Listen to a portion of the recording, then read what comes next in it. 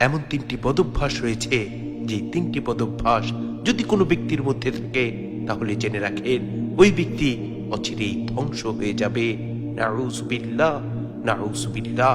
এ সম্পর্কে মিশকাত শরীফের 5122 নম্বর হাদিস, আল্লাহ রসুলের পেয়ারা সাহাবী হযরত আবু হুরায়রা রাদিয়াল্লাহু আনহু বলেন, রাসূল আকরাম সাল্লাল্লাহু আলাইহি ওয়াসাল্লাম ইরশাদ করেন, আম্মাল মুহলিকাত, তিনটি ধ্বংসকারী বদভ্যাস রয়েছে, তার মধ্যে নম্বর 1 হচ্ছে ফাহাওয়ান মুত্তাবাউন, মনের খায়েশ পূরণ করা, অর্থাৎ মন যা চায় তাই করা।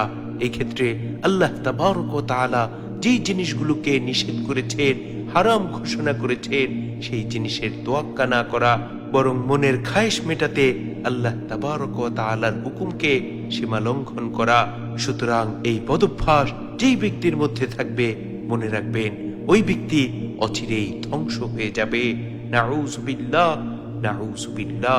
নম্বর 2 হচ্ছে ওয়াশুহুন মুতাউন, যে ব্যক্তির অন্তরের মধ্যে লোভ লালসা থাকবে ওই ব্যক্তি অচিরেই ধ্বংস হয়ে যাবে।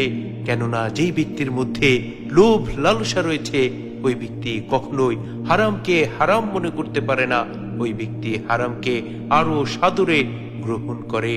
আর এই লোভকে চরিতার্থ করার জন্য সে এমন কোনো অন্যায় কাজ নেই যেই অন্যায় কাজ সে করে না। এজন্য রাসূল আকরাম সাল্লাল্লাহু আলাইহি ওয়াসাল্লাম স্পষ্টভাবে আমাদেরকে জানিয়ে দিয়েছেন, হুব্বুদ দুনিয়া রাসু কুল্লি খাতিআ, দুনিয়ার প্রতি লোভ লালসা, দুনিয়ার প্রতি মোহমায়া সকল পাপের মূল। নাউযুবিল্লাহ, নাউযুবিল্লাহ।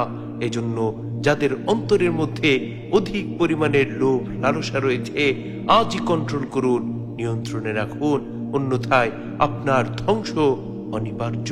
নাউযুবিল্লাহ, নাউযুবিল্লাহ।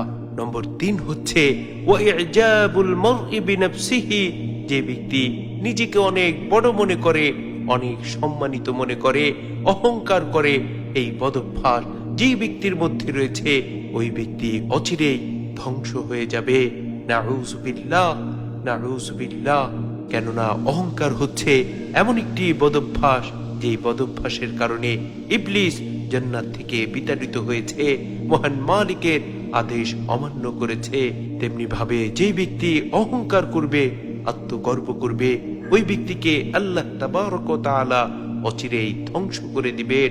শুধু তাই নয়, যেই ব্যক্তির মধ্যে যাররা পরিমাণ অহংকার থাকবে ওই ব্যক্তি জান্নাতে প্রবেশ করতে পারবে না। নাউযুবিল্লাহ, নাউযুবিল্লাহ। কি সাংঘাতিক কথা! এজন্য আমাদের প্রত্যেকের উচিত হচ্ছে এই তিনটি বদভ্যাস থেকে খুব সতর্কতার সহিত নিজেদেরকে বিরত রাখা এবং বেশি বেশি মহান মালিকের কাছে এই তিনটি বদভ্যাস থেকে পানাহ চাওয়া।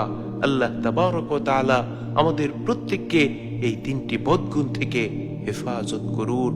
আমিন।